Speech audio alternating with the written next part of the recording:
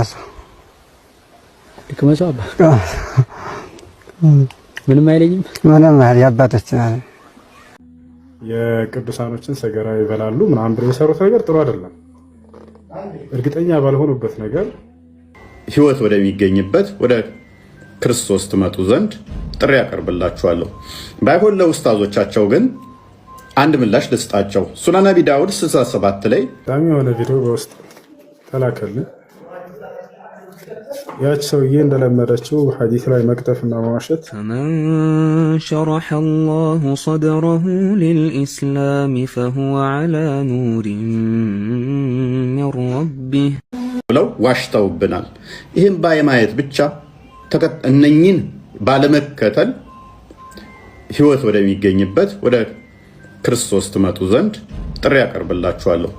ባይሆን ለኡስታዞቻቸው ግን አንድ ምላሽ ልስጣቸው። ሱናን አቢ ዳውድ 67 ላይ በእስልምና ሰገራ እንደ ጁስ መጠጣት ይቻላል፣ ነቢያችሁም ሲጠጣ ነበረ። ይኸው ማስረጃው ናሬትድ አቡ ሰይዳ አልኩድሪ እንደተረከው I heard that the people asked the prophet of Allah water is brought for you from the well of Buddha ውሃ ቡዳ ከሚባል ጎሬ ውስጥ መጥቶልሃል ሲባል አላህ መልእክተኛ መሐመድን ሰማው ይላል። ስለ ውሃው ሲናገር ከዛ እንዲህ ይላል It is a well in which dead dogs, menstrual clothes and excrement of people are thrown. ጎሬው ያውሃ ያለበት ማለት ነው። የሞቱ ውሾች ሴቶች ፔሬዳቸውን ያዩበት ጨርቅ እና ሰገራ የሚጣልበት ነው። የጎሬ ውሃ ነው፣ ወራጅ ውሃ አይደለም፣ ወንዝም አይደለም፣ ወይንም ደግሞ ሐይቅም አይደለም፣ ጎሬ ነው። ጎሬው እምብርት ድረስ ከደረሰ ነው ጥልቀቱ። ቁመቱም እንደዚህ ከተለካ 6 ክንድ ያህል ነው። እዛ ውስጥ የሞቱ ውሾች ይጣሉበታል፣ ፔሬድ ጨርቅ ይጣልበታል፣ ሰገራቸውን ሰው ካካይሉበታል። ሙሐመድ ምን ብሎ መለሰ? The messenger of Allah replied, ያላ መልእክተኛ እንዲህ ሲል መለሰ Verily water is pure and it is not defiled by anything. እውነት እላችኋለሁ ውሃ ንጹህ ነው በምንም አይቆሽሽም አለ። ስለዚህ ሰገራ የተባለበትን እንደ ጁስ መጠጣት በእስልምና ይፈቀዳል ለሙሐመድ። አሁን እንዳጋጣሚ የሆነ ቪዲዮ በውስጥ ተላከልን። ያች ሰውዬ እንደለመደችው ሐዲስ ላይ መቅጠፍና መዋሸት አንድ ቪዲዮ ሰርታ ትናንትና በኢስላም ላይ እሱን ማለት ነው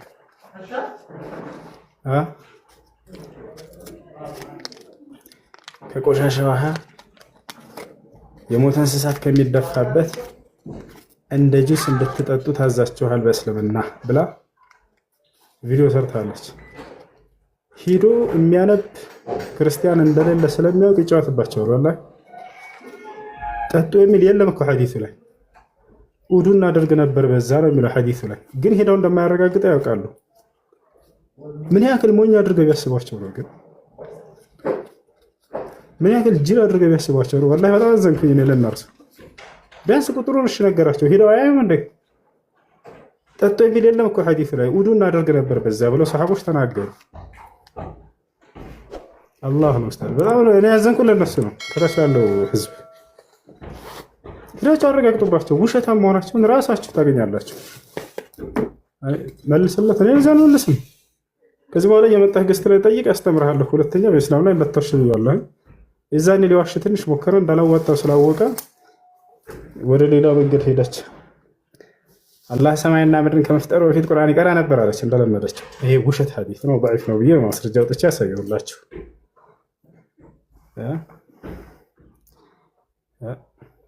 ሂዱና አረጋግጡ። ቁጥሩን ነግራችኋለሁ አይደለ? እንጠጣ ነበር ያሉበትን ሰሃቦችን ካገኛችሁ እኔ ቲክቶክን ዘጋግቼ እወጣለሁ። ወላሂ ውሸት ነው። ሂዱ ክርስቲያኖች ለእውነት ቁሙ። ውሸት አብራችሁ ኮሜንት ላይ ጻፉለት። አረጋግጣችሁ በራሳችሁ ጠጣን አላሉም ሰሃቦች። ይታችኋል። ለማንኛውም ዛሬ በዓል ነው። እንኳን አደረሳችሁ።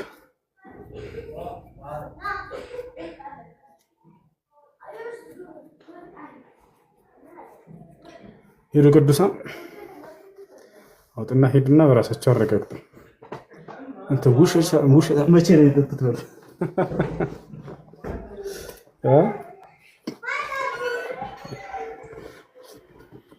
የሚያወጣ አንድ ክርስቲያን ካለ እንዳውም ወላሂ ላስገባላችሁ እና እዚህ ነው። እሱ ትናንትና ለተነሳው ነገር መልስ መሆኑ ነው።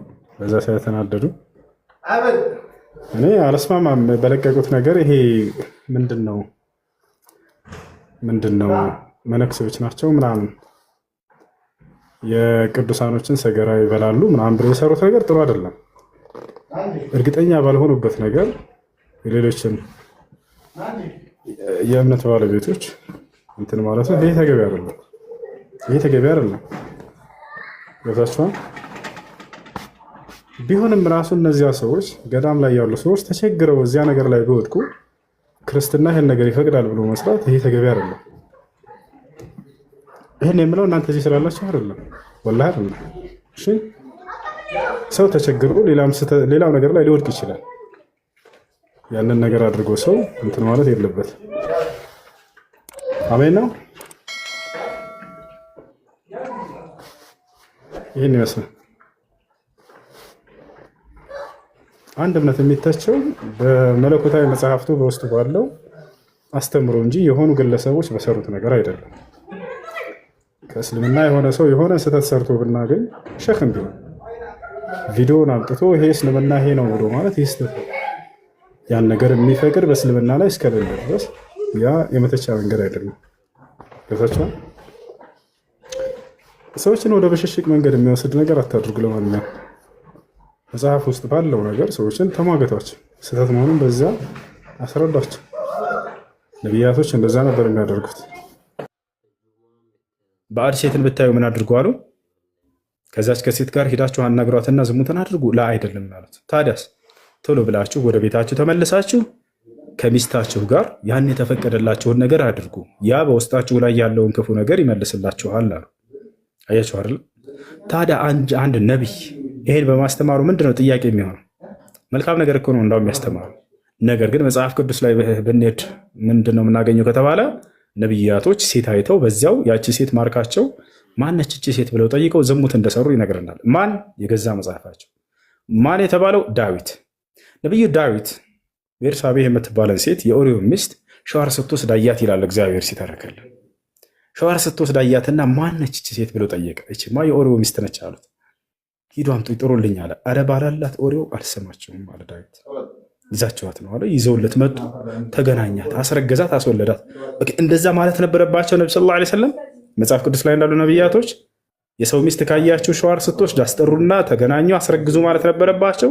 እንደዛ ቢሆን ኖሮ ነቢይነታቸውን ተቀበሉ ነበር አይደለም። ግን የሰው ባዕድ የሆነችን ሴት ስታዩ ጊዜ በፍጹም ከእርሷ ጋር ምንም ነገር ሳታደርጉ ወደ ሚስቶቻችሁ ተመልሳችሁ ግንኙነት በማድረግ በልባቸው ውስጥ ያለውን ያን ክፉ ነገር አስወግዱ ማለታቸው ይሄ ስህተት ነው። ያቺ ሴት ሄደው መገናኘት ነበረባቸው ነቢዩ ዳዊት እንዳደረገው። ነቢያቶቻቸው መጽሐፍ ቅዱስ ላይ ያስኬዳል። እንደዚህ ያሳዝናል ወላሂ። ቆም ብሎ ለማሰብ እንዳውም ኢስላም እኮ ገራሚ መፍትሄን እኮ ያስቀምጠላቸው። አንድ ሰው ሴት ልጅን ሲያድ ባዕድ ሴት ምንድነው ማድረግ ያለበት? መፍትሄው ወደ ተፈቀደችለት ወደ ሐላል ሚስቱ ወደ ህጋዊ ሚስቱ ተመልሶ ያን የሚፈልገውን ነገር ያድርጋሉ ነብዩ ሰለላሁ ዐለይሂ ወሰለም። ይህን መፍትሄ ነው እንዳውም የሚያስቀምጡት። እሺ ነቢያችን ሰለላሁ ዐለይሂ ወሰለም አድርገውታል ያንን ነገር በሚልም ዘገባ መጥቷል። ግን ይሄኛው ሐዲስ ضعيف እንደሆነ ተናግረዋል በርካታ ዑለሞች። ሶሒህ ነው በሚለው እንሂድ። ችግሩ ምንድን ነው?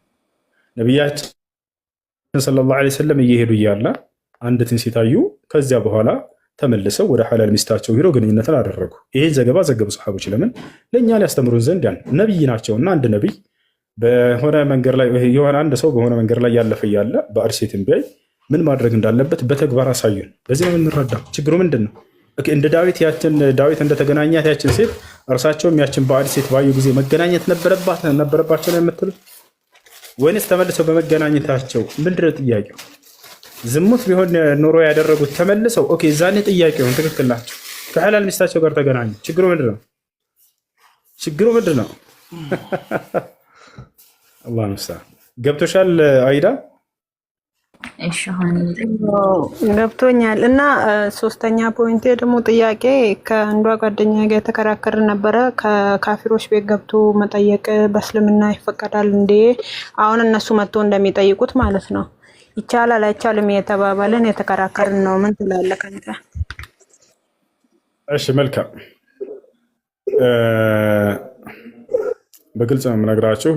ሐቅ ያለው ከአንድ ጎን ነው። ወይ እስልምና ላይ ነው ወይ ክርስትና ላይ ነው። ሁለቱም ዘንድ እውነት የለም። ገብታችኋል አይደለ? ሐቅ እውነት ያለው ከአንዱ ዘንድ ነው። አንዱ ሐሰት ነው ወይ አንዱ እውነት ነው።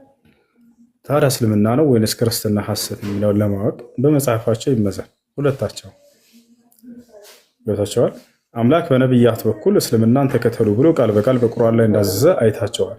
ነቢያቶችም ሙስሊሞች ሁኑ ብለው እንዳዘዙ አይታቸዋል። ነገር ግን ወደ ክርስትና ስንሄድ ጊዜ መጽሐፍ ቅዱስ ላይ የትኛውም ስፍራ ላይ አምላክ ክርስትና ሃይማኖትን ተከተሉ ብሎ አላዘዘውም። ይህን ሃይማኖት ነቢያቶችን በመጽሐፍ ቅዱስ ላይ ክርስቲያን ሁኑ ብሎ አላዘዙ። ስለዚህ ከእውነት ባለቤቶች ዘንድ መጥተው እንዲጠይቁ ክርስቲያኖችንም እንጋብዛለን። ሙስሊሞችም ዲናቸውን ከእውነት ባለቤቶች ከሙስሊም ሰዎች እንዲማሩ እናስተምራለን። ከሐሰት ሰዎች ዘንድ የሚሄደው ምን አይነት ሰው ነው ከተባለ ያሉበትን ስህተት ሊገልጽላቸው የሚችል ሊያስረዳቸው የሚችል የእውቀት ባለቤት ያ ሰው ነው። ኸዋሪጆች ባጠፉ ጊዜ በተነሱ ጊዜ አማጽያን ህዝቦች አብዱላህ ብኑ ዓባስ ተላከ ሊዩናዚረሁም ዓሊ ብን አቢ ጣሊብ ላከው ሄደና ፈናዘረሁም ወአፍሐመሁም ብልሁጀት ወልቡርሃን። ያ ነው እንጂ ሊሆን የሚገባው ሌላ በፍጹም አይደለም። የሐሰት ባለቤቶች ዘንድ የሚሄደው አንድ ሰው ነው። እርሱም የእውቀት ባለቤት የሆነ ሰው ሊዩበይነ ለሁም ልሐቅ እውነትን ሊገልጽላቸው ዘንድ ويدعوهم إلى الحق ودعونة لتراቸው ለሆነ ሰው ካልሆነ በስተቀር أما الصغار طلبة العلم فلا يجوز لهم أن يذهبوا إلا يعني إلى العلماء وإلى المشايخ وإلى من يعني يفتيهم بالحق وإلى من يبين لهم الحق ويعلمهم عن دينهم الذي أنزله الله سبحانه وتعالى على نبيه عليه الصلاة والسلام. يعني إيش قلت شو الله سبحانه وتعالى ማለት ሂዶ መጠየቁ ከኃጢአት ይመዘገባል ወይስ ስልክ አለ? አዎ ከኃጢአት ይመዘገባል። አይቻልም፣ ሐራም ነው፣ ክልክል ነው። እሺ ጠይቅ፣ ይቀጥል። ኦኬ ጠይቅ። አሰላሙ አለይኩም ሁሱ። ወአለይኩም ሰላም ወራህመቱላሂ ወበረካቱ።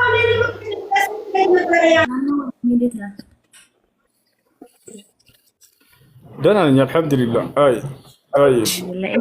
ኢድ ሙባረክ። እንኳን አደረሳችሁ። እንኳን አብሮ አደረሰን። አላህ ይጠብቅህ ሁሱ ወንድሜ፣ በጣም ነው የማደንቅህ። አላህ ባለበት አላህ ይጠብቅህ። አሚን አሚን አሚን አሚን አሚን። ሹክራን። እሺ አንድ ጥያቄ ነበረኝ። መርሐባ። ቂጣ እንብላ።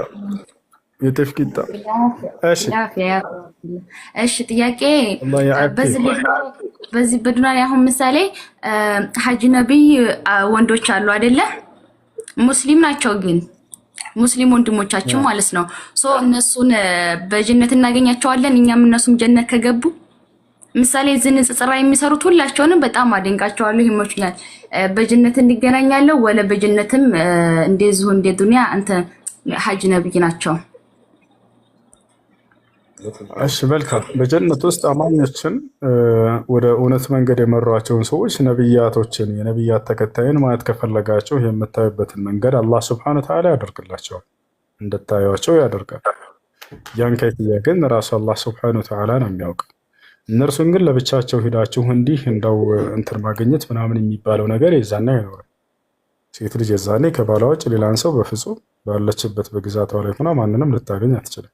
ጀነት የራሳቸው የሆነ ግዛት የሆነ የሚሰጥባቸው ዓለም ነው። እዚያ ውስጥ ባዕድ ሰውን ከባልሽ ውጭ ሌላን ማንም እንትን አታገኝም። ግን እነዚያን ነቢያት ለምሳሌ ለአንቺ ባዕድ ናቸው አይደል? የነቢያት ተከታዮች በነቢያት መንገድ ላይ ያሉ አማኞችንም ልክ እንዲሁ ማየት ከፈለጋችሁ አላህ እንድታዩቸው ያደርግላቸዋል። ኢብራሂምን ማየት ብትፈልግ፣ እስማኤልን፣ ያዕቆብን፣ ዩሱፍን፣ ኢስሐቅን፣ እስማኤልን የነቢያት መንገድ ላይ ያሉ ሰዎችን ማየት ብትፈልጉ አላህ እንድታያቸው ያደርጋል። ይህንን አይሳ ነው ምርሱ። እሺ ሹክራን እና ከነቢያት ውጭም ማለት ኖርማል ሰውም እንደዚህ ይቻላል። በነቢያት መንገድ ላይ ያሉትን እውነት ነው። ኦኬ ሽክራን አይሽፋው ለማለት ነው። በውስጥ ጥያቄ አለ ማለት ነው። ጥያቄ ጨምራለሁ በዚህ እሺ በዚህ ትጠይቃላችሁ። ሀይሽ ጥያቄ ያለው ሰው ስላለ ነው። እሺ መልስልኝ።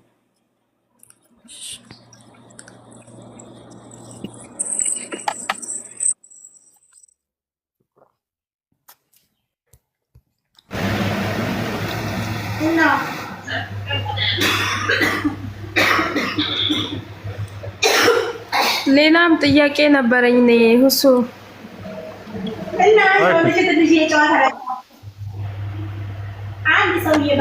መጠየቅ ይችላለሁ? ይቻላል። ኦኬ አንድ ባለትዳር ባልና ሚስት ለምሳሌ ባል ለሚስቱ ሲሰግዱ ኢማም በቃ እንደ ኢማም ብቻ ሚስት ከኋላ ባል ከፊት ሆኖ የሚሰግደው ያንን በሚያሰግዳት ሰዓት ኢማም ሆኖ በሚያሰግዳት ሰዓት እሱ በውጭ ክፋት የሆነ ሐራም ነገር እየሰራ ብቻ የማይሆን ነገር እያደረገ መጥቶ ለሷ ኢማም ሆኖ ማሰገድ ይችላል። ሰላት ውስጥ እንትን ውስጥ ተቀባይነት አለው። ከዛ በኋላ እሷስ እምቢ ማለት ትችላለች። ምክንያቱም ሁሉን ነገር ታውቃለች። ውስጧ ምን ያክፍ ክፋት እንደየሰራ እንደው ታውቃለች። በሷ ላይ ግፍ እየሰራ እንደሆነ እያወቀች እሺ ብላ መስገድ አለባትስ እሱ ሲያሰግዳት ወይስ እንትን መተው ትችላለች? ለብቻ መስገድ ትችላለች? እሺ ምን ታድርግ?